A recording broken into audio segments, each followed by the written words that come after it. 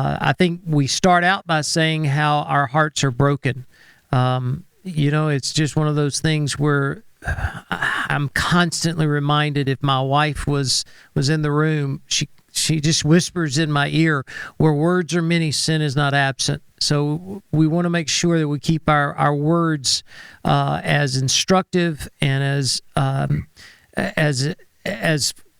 structured as possible. So before we get started, let me just give us a couple of verses. For me, Nehemiah is the guy that's always been the one in Scripture that I go to. And in Nehemiah chapter 8, it says, "Do not grieve, for the joy of the Lord is your strength." And I think right now we're grieving, we're hurting, we're trying to figure things out, and we have a hot mic, and literally a hot mic in front of us, and we're having to speak all the time. And there just is inside of us, the joy of the Lord is our strength. And then the psalmist, it says, "Those who seek the Lord lack no good thing." And so I want us to seek the Lord during this next few minutes together, as I'm going to be bringing you into a conversation with a dear friend of mine. And before we get into a lot of things, let me just go ahead and introduce our guest today on this webinar is Reward Sibanda. Reward, welcome in. We're glad you're here, my friend. Thank you, Scott. I appreciate you, man. Thank you so much for the opportunity. I'm really, really honored to be here. Well, you're a dear friend. We've gotten to know each other with our wives and had several meals together. Met first out in San Diego, and then you literally 2 weeks later, came to our conference in January. And our friend Ronnie Brock, who's probably joined us in this webinar, brought us together. And man, I feel like I've known you all my life. And when we had something like this going on, I knew you would be the one that could help lead us in this discussion. For those of you who don't know Reward, he's with World Vision. He is the director of church engagement and community activities. He's originally from Zimbabwe, but now makes his home in Dallas, Texas. He and his wife Pam, who is precious, by the way. Reward, thank you for joining us, and let's just get into it if you're ready. I am, Scott. Thank you so much for the opportunity.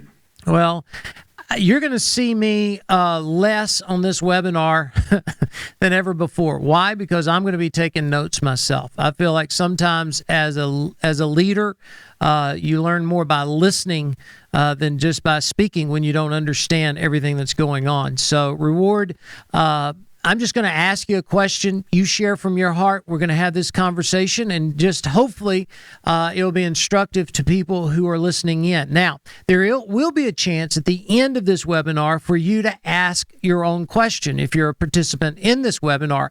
And what I love about this is if we use your question on this topic, we're going to allow Reward to pick out a book that we discuss during this webinar or something addressing this issue, and we're going to send it to you. So go ahead and get your questions ready. You can go ahead and send them in as we're just talking through this the next few minutes. Now, Reward, you and I know the gospel changes people's lives. It begins there, it ends there. It is the message that we've got to get out, even during these tough times.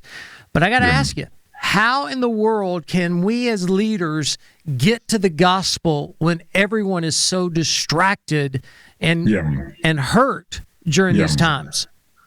That's a great question, Scott. Now, I love how you always bring, just in your organizational ethos, your ministry is always to point people to the gospel, right? But one thing I love about the gospel is that the gospel is very specific, right? And the gospel is very subjective, right? We see this when Jesus comes and he reads from Isaiah, and he essentially speaks about his modus operandi, right? And he's like, hey, the Spirit of the Lord is upon me because he has sent me to preach good news, right? Which is the essence of the gospel. And then it goes on further to say, hey, to the blind, the good news is recovery of sight, right? To the guy in prison, good news is letting him out of prison. To the poor, so he begins to essentially speak about how the gospel, which is the nature of good news, has to be subjective, right? So yes, we know that the ultimate gospel is that Jesus came and died for us. But then we have to take that ultimate sacrifice and see what it means in different contexts. So it means to the brokenhearted, there is a healing, right? To those who have been messed up, there is restoration. To those, so that aspect, and I love the fact that this isn't necessarily the cry of disenfranchised and marginalized people, is not a distraction from the main gospel, but it's another arena, right, for the gospel to show its multifaceted efficacy in the lives of people. So what I would say then, Scott, is the gospel is a philosophy of solutions, right? So then now this is just another unique problem. So our question shouldn't be, why is this directing us away from the gospel? But this should be, how can we speak the prescriptive gospel to this particular situation and issue right here? And so more than anything, Scott, I feel like the time and the context is right for us to share the gospel. You know, as we've been walking through these last few nights, I've kind of come to realize, we're never going to be all the same. There is a distinct difference, would you not agree? And maybe you can expound on this, between having unity and having uniformity. And what the world's trying to make us is uniformity, when as the body of Christ, we're called to have unity. Can you kind of describe that for our listeners and those who are watching? Yeah, I think, Scott, man, just as leaders, I think that is where we need to begin, right? To identify what is good, right, at the expense of what is greater or better, right? So uniformity has this veneer about it which says, hey, we're all right, we're all the same, we're all on the same level, which sounds good to say, but fundamentally people will be like, no, that guy's from Zimbabwe, he's got dreadlocks, he's black, right? And I am from Alabama, and I am white, and I am cool. You know what I'm saying? We're not the same. So even though I might profess it, but there's something about my eyes and my philosophy which says, no, we're not. Now, unity is people doing different things in the same direction, right? When you look at the army, there's women, there's men, there's black, there's white, there's divisions, and there's things within the army, but they have one common purpose. And I think that's why you convening this is so crucial, Scott, because then as leaders, we still need people to be like, hey, we're all going towards the same goal, but how does my specific, right, gathering or flock or community go about in achieving this ultimate end? And that is what unity says. Unity says we're united by something, right? Whereas uniformity says we're all the same. And that is, I think, is a great tie into the gospel, which says, hey, we're united by the blood of Jesus. And if we're united by the blood of Jesus, it obliterates all the negative markers, right? The negative, because it will not obliterate everything else. Now, how can we work towards a common good? So I love that you made that distinction between unity and uniformity. Well, all right. I've expressed this to you over the phone, and it's just my heart. I think for most of us, we're frustrated because we really don't see the next steps to getting us back. You know, after the horrific scene that we all saw on video of someone doing some murder, it shocked everybody. I mean, it brought people that I had never really heard anything out of begin to say, hey, something's got to happen. That's right. And now we've kind of had our attention diverted and become distracted, if you will, about what's going on in the cities. Let's get it down to the basics. As a leader who's listening and participating in this and really want to make sure that we get the message out, how can we, in practical ways, battle, let's just go ahead and call it battle racism that's going on in our country, in our world? That's great. Now, there's two perspectives.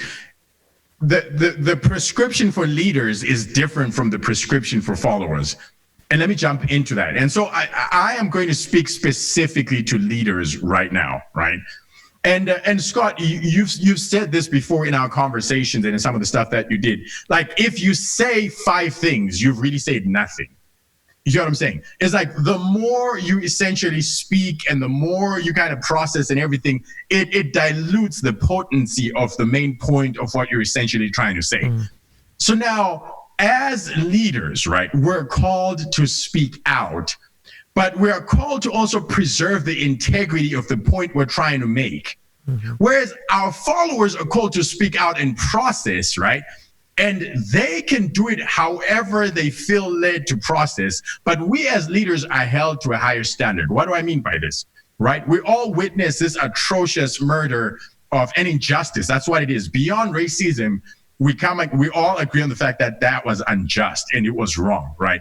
So your flock, if you're a leader, your people that you lead have the right to go on social media and say, I'm angry, I'm frustrated, I'm hurt, I'm sad. This is all these feelings, all these things that I'm feeling. But the moment you say that as a leader, I feel like you dilute the potency of this dynamic that the Lord has placed in you.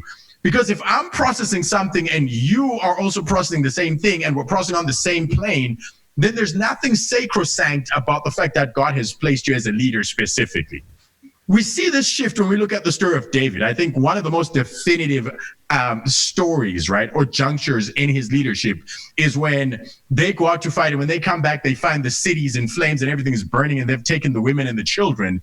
And he says everybody started crying and weeping and lamenting and processing, right, and which was right for them to do. But it says David joined them and they cried until they couldn't cry. And then when they saw that David was processing the same emotions as them and the same feelings in them, then they turned on him, right? And he was on the same level. He was fair game.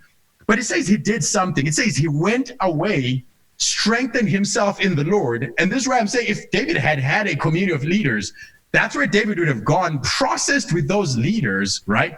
Processed everything that he was feeling, come back to the masses with a unifying strategy.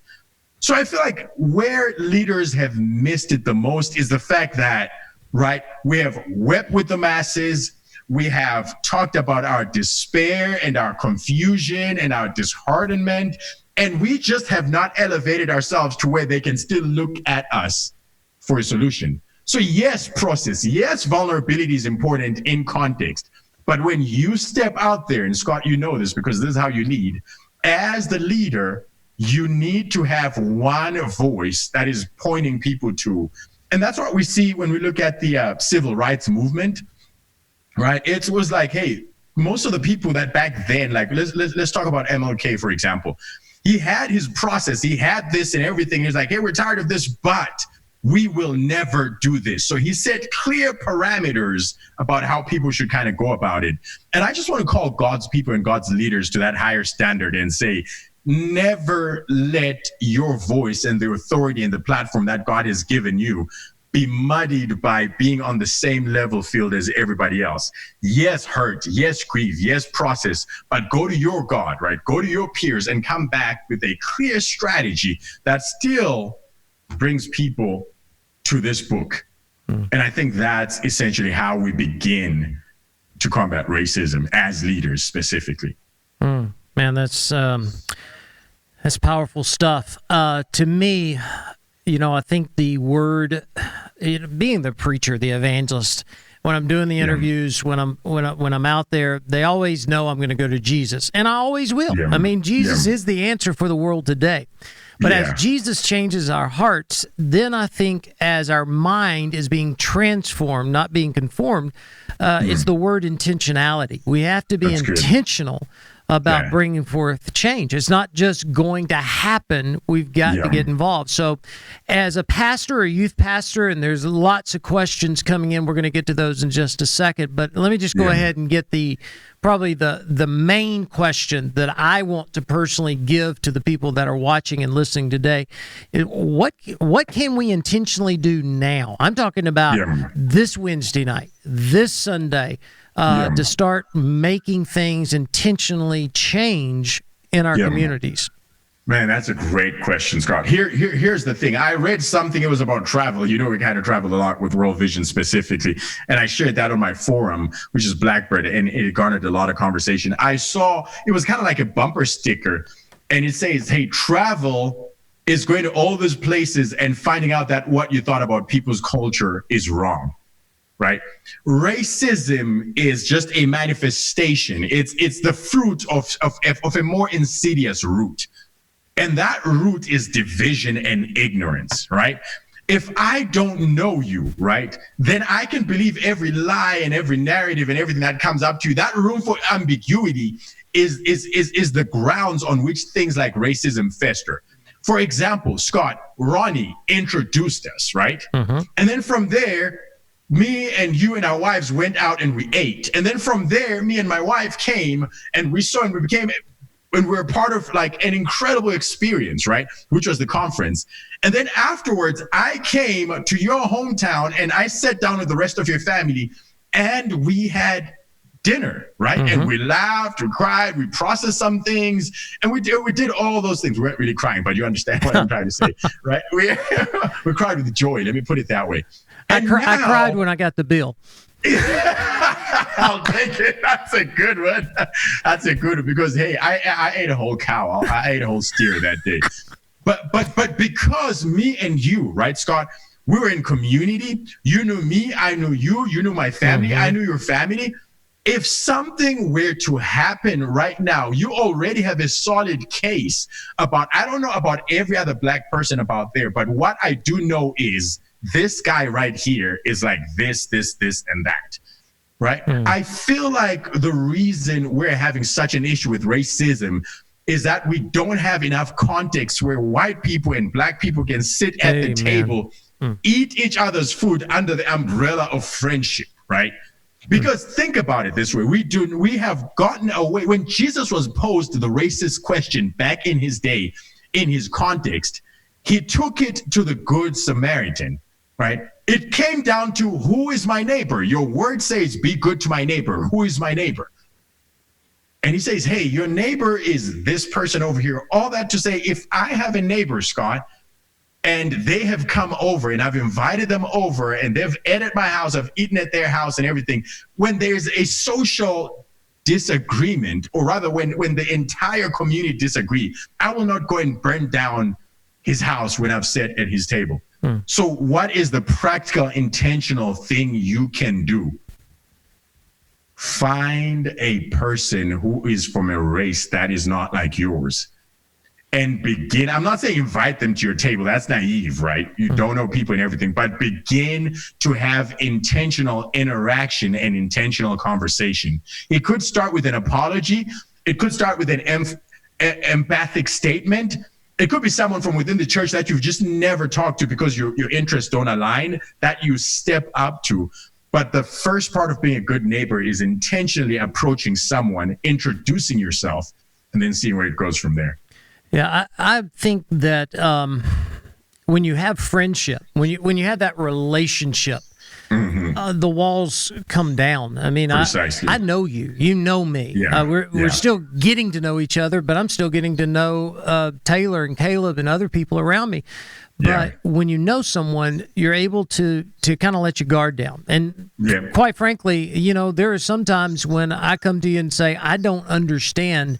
Help me to understand this. Yes. And that can be reciprocal both ways. We've got to learn from each other.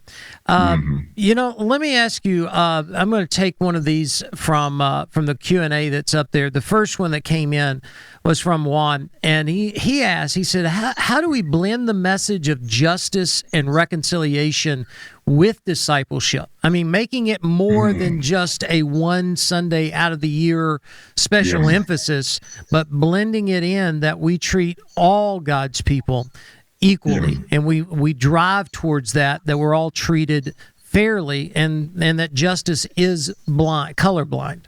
That's a great question, Juan. And what I would say is, I think if they are separate and we're trying to blend them, then we've already mixed them. Because I believe discipleship is and should be the foundation for any interaction, whether reconciliation or justice or all these things. What do I mean by discipleship, right? When Christ becomes the cornerstone for your relational dynamic and your context with someone else, and in the walk of figuring this book out, right, and in obedience to that, then we begin to talk about specific things about our culture, about our color, and all those things specifically. So to answer your question is, I would say if you can begin there and say, hey, you are my brother and you are my sister, but let's not try to tackle racism or social injustice or whatever. Let's first of all establish a baseline of friendships. The reason I can sit down and have the reason Scott can invite me on his platform, right, using the currency of his credibility and have me speak is at a fundamental level.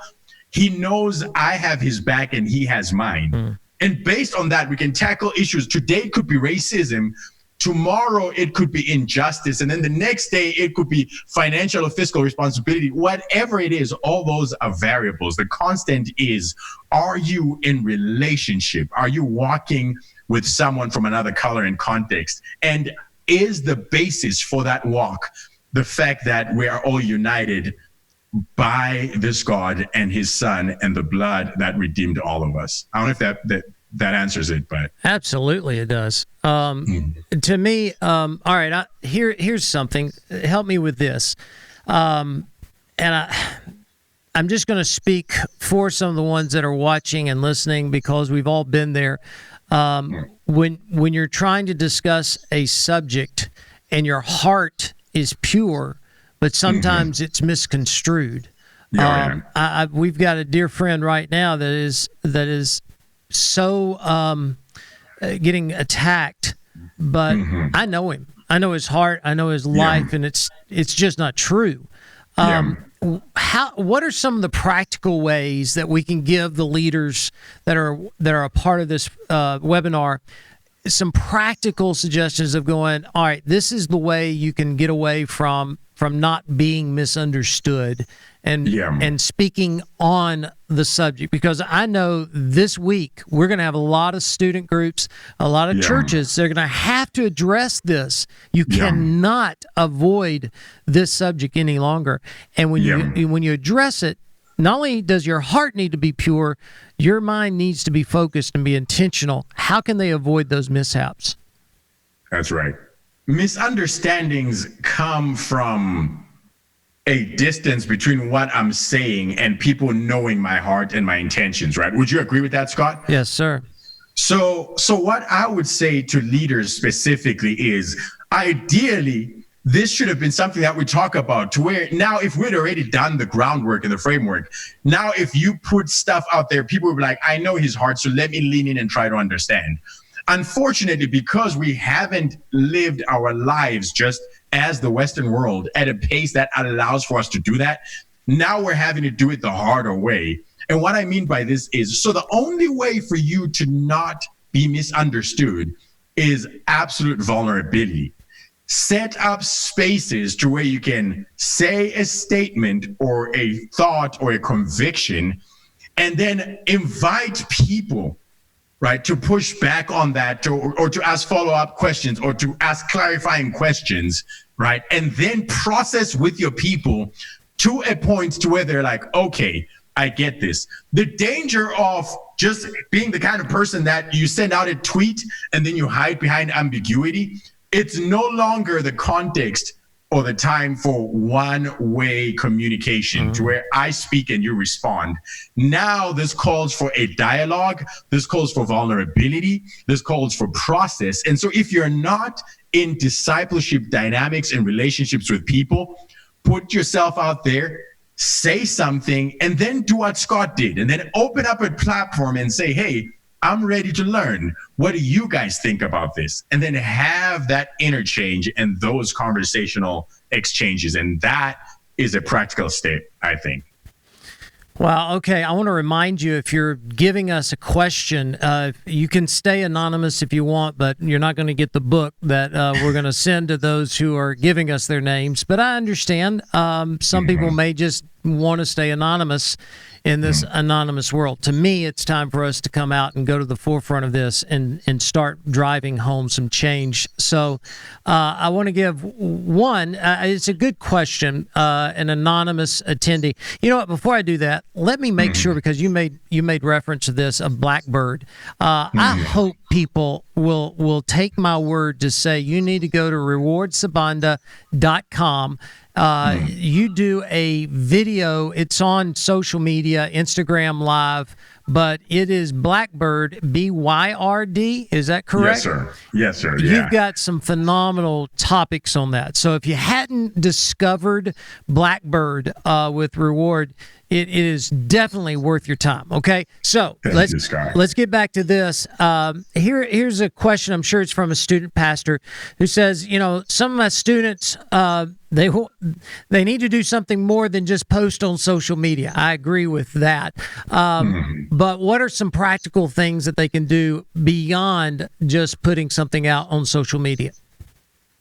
That is, and are they speaking specifically to them as leaders or to their students? I think he's speaking, or she's speaking to their what in the world can a leader suggest, give to students to say this is something more than just posting on social media? Because right now, all of social media, it's just crazy right now. Let's get beyond the confusion. Let's start giving some direction. Yes, I would say, Scott, I would actually even, I'll take that and raise you. Thank you so much for that question. I will say for your students specifically, that is exactly what needs to happen.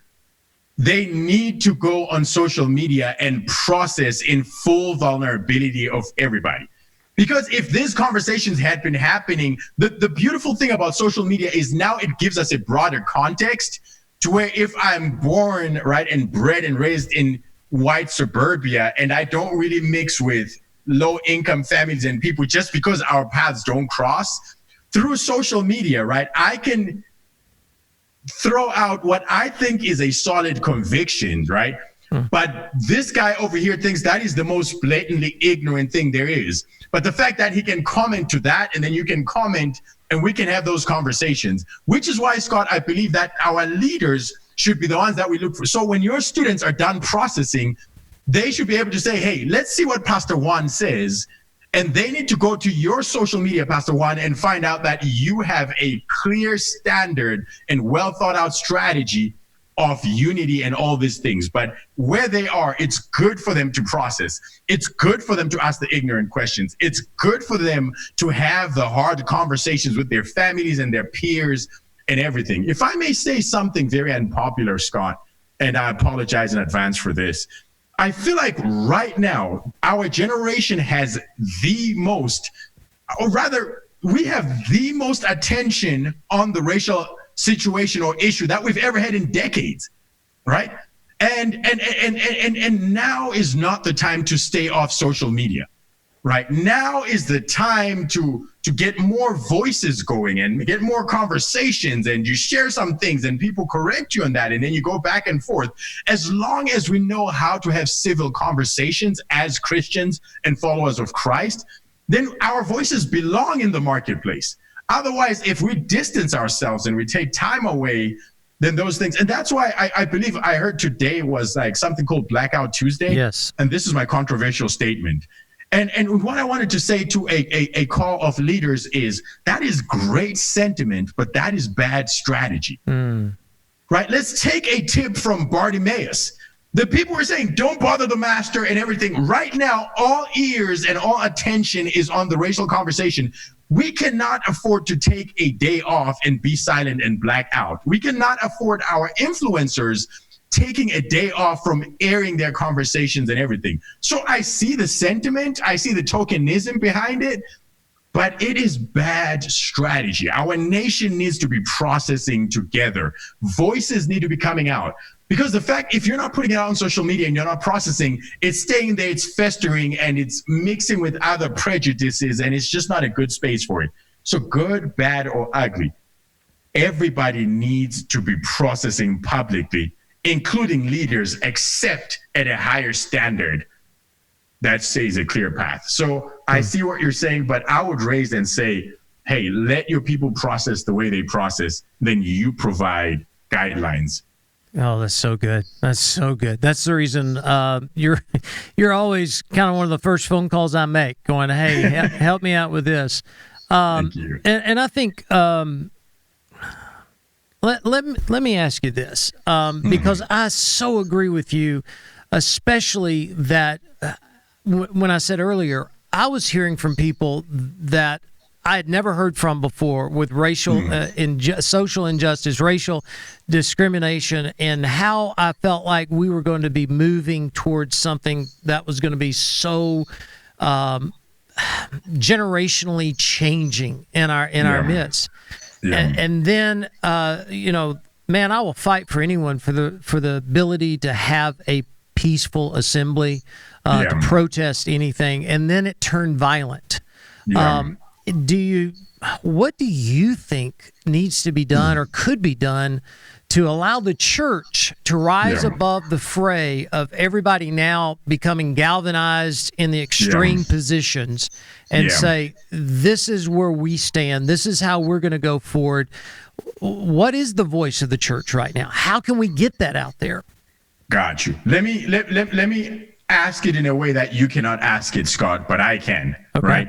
And it's so I have this on Blackbird, I have this conversation called Spaces, where I reach out and I get like high capacity white megachurch pastors and high capacity black megachurch pastors, and I sit them down, and we and my generation get to watch them process civilly, right? So we can always have a point of what that looks like. So in the last conversation, I had Odell, and Odell is a pastor at a megachurch in Baltimore, and they have gone through the Baltimore riots over the killing of, if you remember what that was. Yep. And some of the people who were looting and doing all those things were people that he was in community with and he went to church with, so he could ask them the questions. So the question I asked him, which I feel like is the underlying question behind this, is, Odell, maybe it's because I'm not from here or whatever, but I do not understand riots. Why? I do not understand looting. Why? Because you're angry, Odell, would you go and burn down your neighbor's store? And why would you go down and take all these things? I didn't understand. So I feel like that is the question. And this was his answer, and I agree with it. He said, violence is the language of the unheard. He says, when you are unheard, and we see this psychologically, right, you will do anything for attention. And the thing that gets the most attention from you, I will do, even if that thing alienates me from you specifically. But if I already feel like I've been alienated from you, then I will do what that thing specifically looks like. When he said that, Scott, I was convicted by the fact that he says violence and rioting and looting is the language of the unheard. I agree with that. Would you agree with that premise statement? Are we talking about people who know Christ or don't know Christ? No. We're coming back to we're going to tie it in with the whole being in the world but not of. I'm just saying in general, like acting out is the language of the unheard. In society, I agree. Yes, in society, and it's a manifestation of what that looks like. And so when he said that, right, I was grieved, Scott, and I took some time to process and pray with the Lord, because I said, no one in society should feel unheard, because as Christians, we represent the God who hears.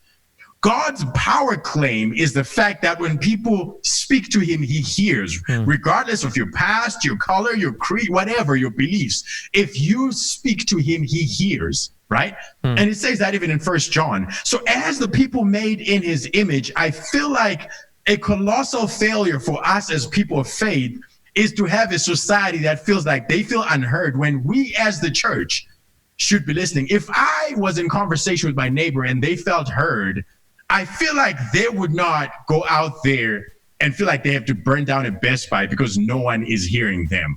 So to your point, Scott, is we are held to a higher standard as people of faith, as Christians. Right. I feel like there's a lot, even from a lot of our Christians, I'm holding them accountable, right? Judgment beginning in the house of God. I feel like there's a lot of conformity. Do not be conformed to the patterns of this world. Do not process like they process. Do not riot like they riot, but be transformed by the renewing of your mind. if we as leaders in the church had a renewed mind, and our communities and the people wherever the gospel has a footprint, we would be able to see the fruit of the Spirit, right? Joy, peace, love, patience, long suffering, kindness, goodness, all those things. What an incredible context for them to be like, hey, the world is burning, but there's something about those Christians. They always have composure. They always have joy. They're always peaceful. So all that to say, rioting, looting is a sign that the fruit of the Spirit isn't finding perfect expression in the church. Because if our entire church, the Big C church, rose up and displayed the fruits of the Spirit, the world would take notice. They'll be like, I don't know what I'm feeling, whatever, but I like how they process. I like that where there's that church over there, buildings are not burning down around them. I like the fact that there's unity in that neighborhood because there's that giant church over there. So that's what I think. No, excellent. And for those of you who are watching, when I'm turning to the left, I'm actually looking towards Reward because the monitor's to the left. So I will say, here's one that I'm glad you asked, Matt, because this will be on the YouTube channel later on as soon as it gets downloaded and put over there. You can find it. YouTube channel is simply Scott Dawson Evangelistic Association. You've got several great webinars over there, including this one that will be there this afternoon or this evening. But there's another question about which books would you recommend to pastors and parents and teenagers to read on racism and reconciliation? Reward, what are some of the good resources out there for us? That's great. Thank you so much, Scott. I have this book right here, and because I went to revisit it, and this book, it's called Disunity in Christ. And it's by Christina Cleveland. It might focus and everything, but she's a social anthropologist, and she is also just a cerebral voice to the church space. And why I'm saying this specifically is because she gets to the core of racism. That racism itself is like tribalism in Zimbabwe. It's like apartheid in South Africa. It is the newest word for disunity. And so what she does is she speaks to what unity, right, in the church context and for leaders looks like. And beyond that, she speaks about, hey, this is what unity looks like. This is how you can give people who don't look like you context in your community and everything. Because when people are united and they understand each other and there is love and they are being the body and they celebrate diversity and all these things, then that is the kind of atmosphere that racism cannot thrive in. So instead of looking at how to fix the fruit of racism, let us look at how to deal with the root of disunity. And this is within a leadership and a space context. And I think this is just great reading. Now, when it comes to the race conversation, there's other reads out there, but to a group of pastors and youth leaders and everything, this would be a book I would highly recommend.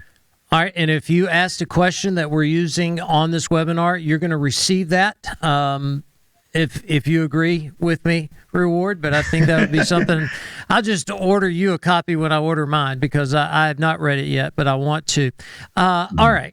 So, Reward, let me ask you this question, all right? Because this time last week, which seems like last year. Exactly. Yeah. Which, I mean, we've lived 2 decades in 2020 already. 2020 has been cray. You're right, Scott. Oh, my gosh. Man, we started out with January with Kanye, and I thought this is going to be awesome. So last week, we were all talking about the coronavirus. Everything was, shut down. Well, my gosh, we can't find anyone talking about the coronavirus right now. Here's where I'm going to make my transition. Yeah. Right now, what everyone's talking about, we've got more engagement now than ever before, like what you were saying. Yeah. What are the practical steps for us not to let this just fade away like so many times before when the next media hungry story take center stage. Yes.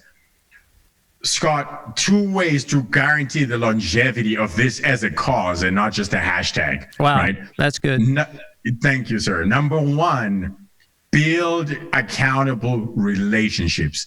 Intentionally seek out, and we're in America, so I know we all know them, right? It could be, I don't care how far removed or whatever, but seek out someone from another race and begin a conversation on wanting to understand. Because what's going to happen is, long after the hashtag and the frenzy dies down, that person is still going to keep you accountable, right? Because the next time, and unfortunately, I'd love to say we're probably going to solve it now, but no. So the next time there is racial injustice, instead of us coming back to this point and going, what do we do? You now have a DeMarcus or a Josh or a Henry or a James that you know personally, that like what Scott did, you can call and be like, hey, either can you come speak to my youth group, or can I process something with you? And what I call them is friends you can ask ignorant questions or stupid questions to. So that is the first thing. And the second thing is hold yourself accountable, right? To keep this going. Set a reminder if you need to and say, hey, once every 2 weeks, even simply because it's Wednesday, I will find something that speaks to racial unity, and I will speak that, and I will say that, and I will keep that going in the cycle.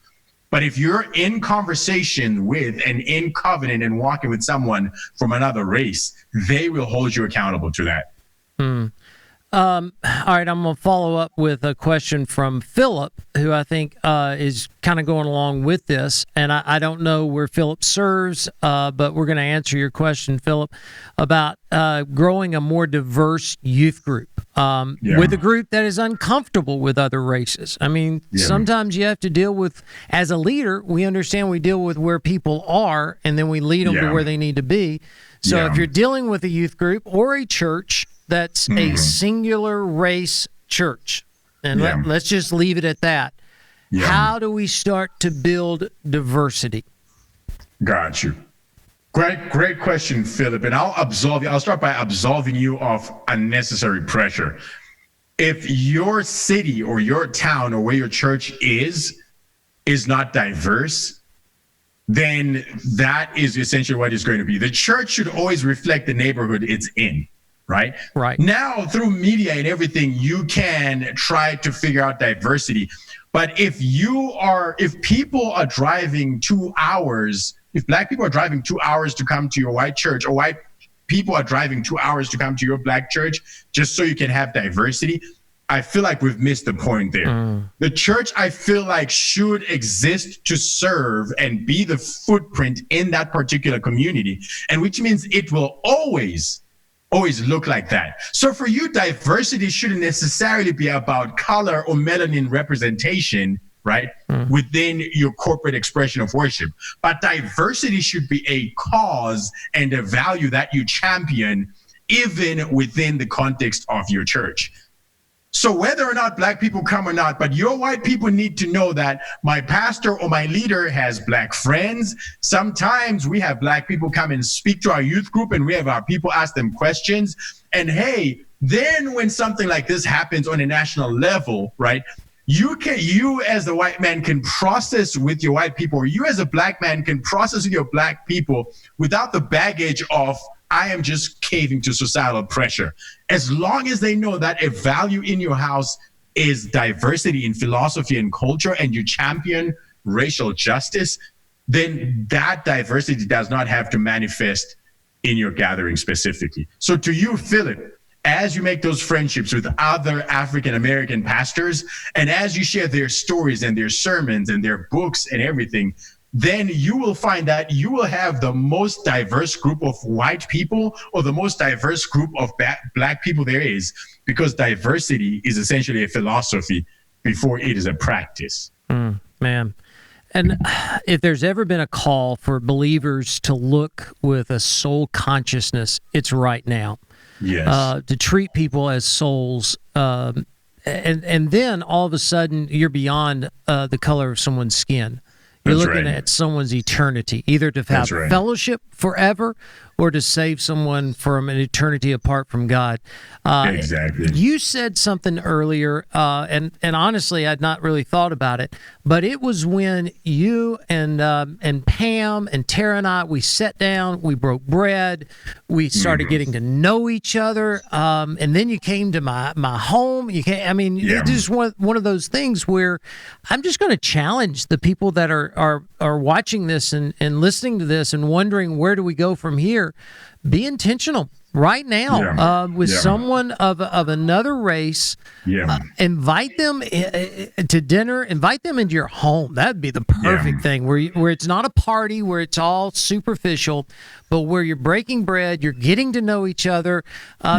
Because when we get to know each other, we start to have that fellowship and relationship with each other.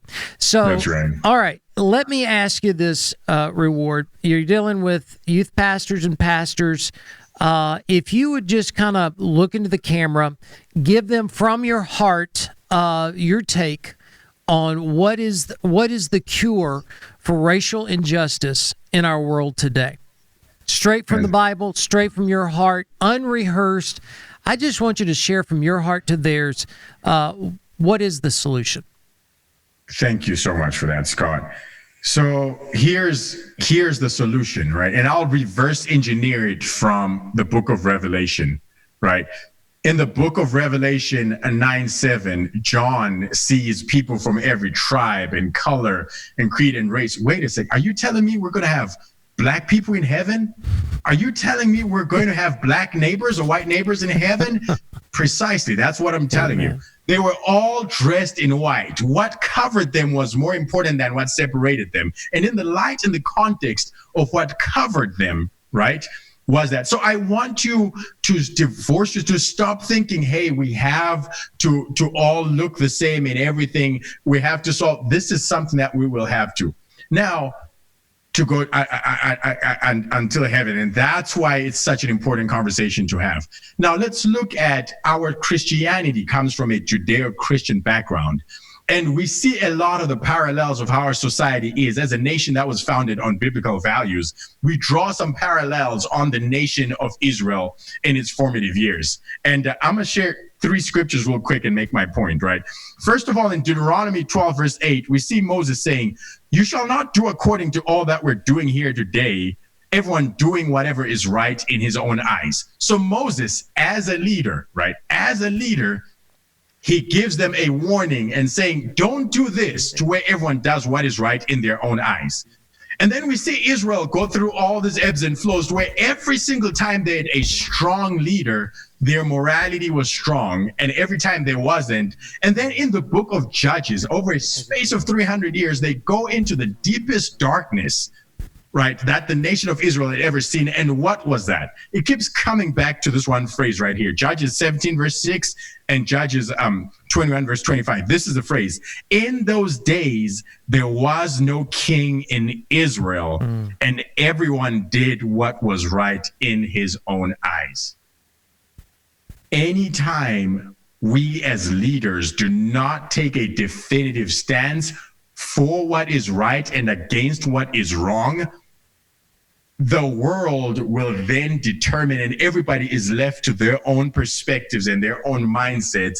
And since they lack the maturity of the fruit of the Spirit, then you will see the age and violence and looting and all those things that are happening there. So my challenge is for the people of God to rise up, the leaders of God to hold themselves to a higher standard, the people who are called by God's name to begin to develop the fruit of the Spirit on the inside of him, and the people washed and redeemed by his blood, the shepherds that he has given his divine rod and his staff to lead his people, to get the perspective of heaven and speak to the higher narrative, point people to the right things, and let people know, whether they agree with you or not, that you are constantly pointing people to the right way. Otherwise, what's going to happen is we are going to devolve into a society of relativism. And like the warning in the book of Judges, people will do what is wrong in what is right in their own eyes, and our behavior will keep getting worse and worse and worse. So leaders, develop the fruits of the Spirit in your life.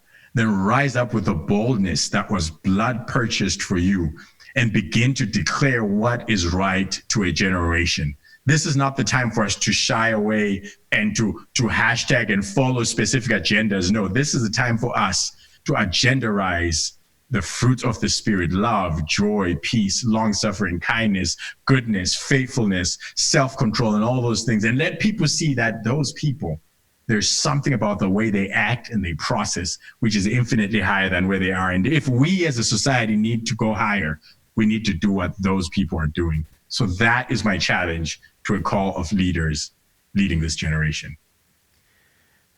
If you watch this later on our YouTube channel, my challenge for you is to take that last 3.5 minutes and show that to your group, your church, your leaders. Reward, you just nailed it, bro. It's straight from the heart to their heart. I want to say that if we did use your question, if you were one of the questions we used, please email us. You can email us at info@strengthtostand.com. We'll make sure we get the book to you. We'll need your address, so put that to us. In addition to that, I want to challenge everyone again to go to rewardsibanda.com. It's on the show notes, so you have that website. Follow him, Blackbird, the video series, phenomenal. I promise you it's not a waste of your time. And here's the last thing I think we're going to say before we end this webinar is to be intentional about how you live and promote change. How does that happen? First of all, just like Reward and I've been talking the whole time, it starts and ends with the gospel. You got to know Jesus, not about him, because if you know just the social Jesus, the political Jesus, the Americanized Jesus, so good, Scott, you're going to miss this. You need to know the King of Kings and the Lord of Lords that can change your life. It begins there. Now, once you receive Christ, then your mind is being transformed. You start looking at people around you as souls instead of just people of color or not, whatever. You're looking at them with eternal destination in their body, okay? Then the third thing is you start producing opportunities for change in your own life. It starts there. Invite a person, a family of a different racial background into your home. Have fellowship with them. After you do that, then you start bringing this in front of your students much more, or your church, much more than just a one Sunday emphasis a year. You start incorporating about how Jesus calls us into action to make a difference as we're on our way to heaven. We're ambassadors for Christ on this place called earth. The final thing I would say is start increasing the awareness of your students and your church to the needs that are around them. Get outside the four walls and get into your community. Start meeting needs where they are. And so I am under no delusion that one 55-minute webinar is going to solve all the problems of the world. All we're doing is trying to start steps in the right direction from two guys that both love Jesus and love each other, that come from different backgrounds, but we're so frustrated, and we're understanding that this could be an opportunity for change in front of us. I want to thank you for joining us. Reward, thank you for being our guest and just leading us so well during this hour. Thank you for joining us on this webinar. It will be on the YouTube channel shortly, and we're going to conclude this webinar at this time. God bless you.